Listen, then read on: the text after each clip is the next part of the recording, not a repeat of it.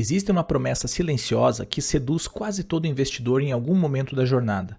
A ideia de que, se ele estudar o suficiente, se dedicar mais do que os outros e acompanhar o mercado com disciplina quase obsessiva, inevitavelmente terá resultados superiores. Essa promessa é poderosa porque conversa diretamente com algo que sempre funcionou na vida real. Esforço costuma gerar recompensa, dedicação costuma gerar avanço, competência costuma gerar vantagem. O problema é que o mercado financeiro não é uma prova escolar, não é uma empresa e não é um campeonato individual. Ele é um ambiente competitivo, sofisticado e permanentemente disputado por agentes extremamente qualificados. E nesse ambiente, esforço isolado não garante superioridade estrutural. Muitas vezes, ele apenas aumenta sua exposição a um jogo cujas probabilidades já estão contra você. Coloque dois investidores lado a lado, começando hoje.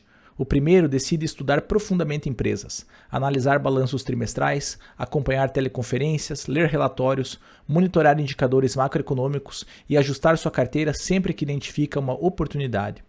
O segundo constrói uma carteira diversificada globalmente, baseada em índices amplos, investe de forma recorrente e mantém disciplina por décadas, sem tentar prever movimentos de curto prazo. Intuitivamente, o primeiro parece mais sofisticado, ele parece mais técnico, parece mais comprometido, mas quando deslocamos a análise da intuição para os dados históricos, a narrativa começa a mudar.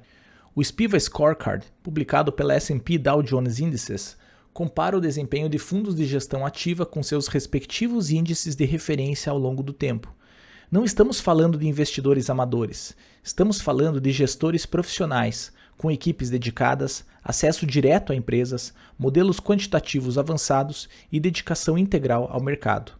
Ainda assim, quando observamos horizontes longos, como 10, 15 ou 20 anos, a maioria esmagadora desses gestores fica abaixo do índice. Em diversos mercados, mais de 80% não conseguem superar o benchmark em 15 anos, e ao longo de 20 anos, esse número frequentemente ultrapassa 90%. Isso é verdadeiro no Brasil, nos Estados Unidos e em vários outros países do mundo.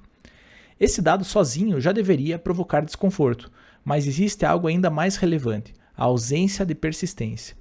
Mesmo entre os poucos gestores que conseguem superar o mercado em determinado período, a probabilidade de repetirem esse desempenho no ciclo seguinte é baixa. Em outras palavras, mesmo quando alguém vence, é extremamente difícil continuar vencendo. Se o desempenho superior fosse majoritariamente fruto de habilidade replicável, esperaríamos consistência. O que os dados mostram, porém, é rotatividade entre vencedores. Agora, faça uma pergunta incômoda a si mesmo. Se a maioria dos profissionais altamente estruturados falha em bater o mercado ao longo de décadas, qual é a probabilidade estatística de um investidor individual, competindo com menos recursos e menos informação, conseguir fazer melhor de forma consistente? Esse não é um argumento contra estudo ou contra aprofundamento técnico. Pelo contrário, compreender essa dinâmica exige maturidade intelectual. A questão central é estrutural. E é aqui que entramos em um ponto que transforma completamente a forma como você enxerga a bolsa: a assimetria extrema dos retornos das ações. Existe uma percepção intuitiva de que o mercado cresce de maneira relativamente equilibrada, com empresas contribuindo de forma mais ou menos homogênea para o resultado agregado. No entanto, a realidade empírica é muito diferente. Ao longo de décadas, uma parcela significativa das ações individuais entrega retornos inferiores aos de títulos públicos atrelados à inflação. Muitas empresas passam anos destruindo valor. Outras permanecem estagnadas por longos períodos. Algumas simplesmente desaparecem. Enquanto isso, um grupo muito pequeno de empresas extraordinárias é responsável por praticamente toda a geração líquida de riqueza do mercado. Poucas companhias, ao longo de décadas, multiplicam seu valor de forma exponencial e puxam a média dos índices para cima. O retorno do mercado é concentrado e não distribuído de maneira uniforme. Isso tem implicações profundas. Quando você investe por meio de um índice amplo, você possui automaticamente todas as empresas, inclusive aquelas que ainda não parecem especiais, mas que no futuro poderão se tornar gigantes responsáveis por grande parte do crescimento agregado. À medida que essas empresas crescem, seu peso no índice aumenta naturalmente, pois a maioria dos índices é ponderada por valor de mercado. O próprio mecanismo amplia sua exposição às vencedoras e reduz sua exposição às perdedoras. No stock picking, o cenário é diferente. Ao selecionar um conjunto limitado de ações, você está fazendo uma aposta implícita de que dentro daquele subconjunto estarão justamente as poucas empresas que explicarão a maior parte da criação de riqueza nas próximas décadas. A probabilidade de isso acontecer de forma consistente é estatisticamente baixa, e basta ficar de fora de algumas dessas vencedoras para comprometer de maneira relevante seu resultado de longo prazo. Você pode até escolher empresas sólidas e bem geridas, mas se não capturar as exceções que puxam a média, ficará estruturalmente atrás do mercado. Quando adicionamos o elemento do market timing, o desafio se torna ainda maior. A promessa de sair antes das grandes quedas e retornar antes das grandes altas é intelectualmente sedutora, mas operacionalmente brutal. Essa estratégia exige duas decisões corretas consecutivas, o momento de sair e o momento de voltar. Errar qualquer uma das duas já compromete o resultado. Além disso, evidências históricas mostram que grande parte dos retornos de longo prazo está concentrada em poucos dias extremamente positivos, muitas vezes próximos a períodos de alta volatilidade. Ficar fora nesses dias pode reduzir drasticamente o retorno acumulado ao longo de décadas. O mercado não recompensa esforço emocional, ele recompensa posicionamento estrutural. E é aqui que a conversa deixa de ser sobre bater o mercado e passa a ser sobre como se posicionar corretamente dentro dele. Estratégias sistemáticas, como o investimento periódico recorrente, reduzem a necessidade de previsão e limitam a interferência emocional. Ao investir valores fixos em intervalos regulares, você transforma a volatilidade em aliada e aumenta a probabilidade de permanência. Permanecer investido ao longo de ciclos econômicos completos é um dos fatores mais determinantes para capturar o crescimento global de longo prazo.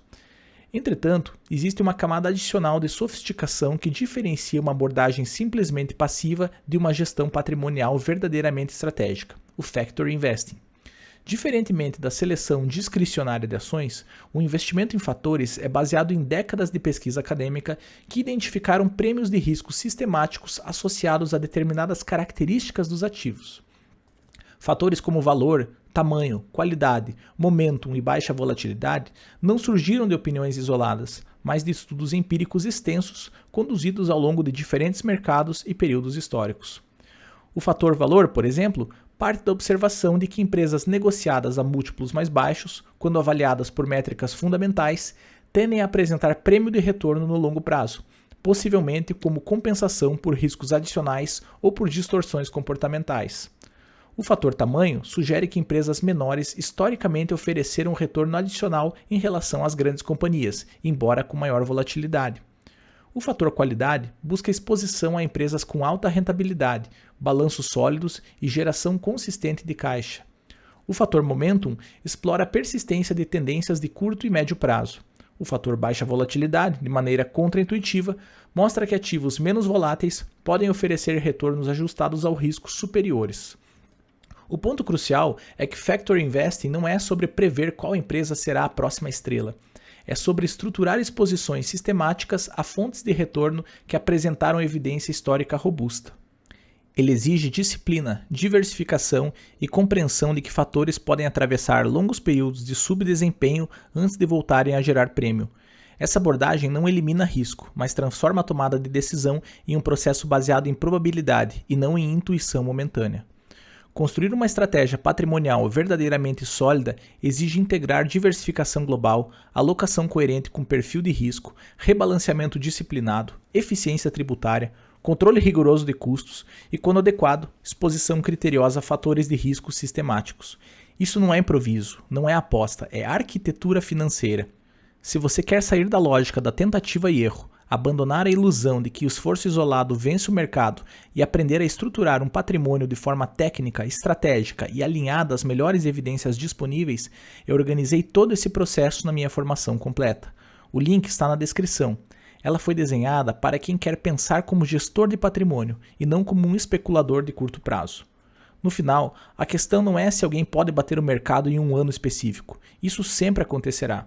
A questão é quem consegue sustentar desempenho superior por 20 ou 30 anos de forma consistente e replicável. Os dados indicam que isso é raro, extremamente raro. No mercado financeiro, genialidade ocasional pode gerar manchetes. Estrutura consistente constrói patrimônio. E compreender essa diferença é o que separa o investidor que busca emoção daquele que busca legado.